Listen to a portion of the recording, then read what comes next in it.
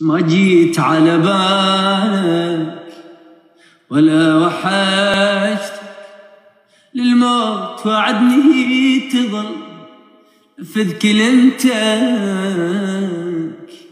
ايش تترجى من واحد بدأ يحضن خيالك؟ لو موت ما اغلط ولا اعشق بدالك. ايش تترجى من واحد بدأ يحضن خيالك؟ لو موت ما اغلط ولا اعشق بدالك.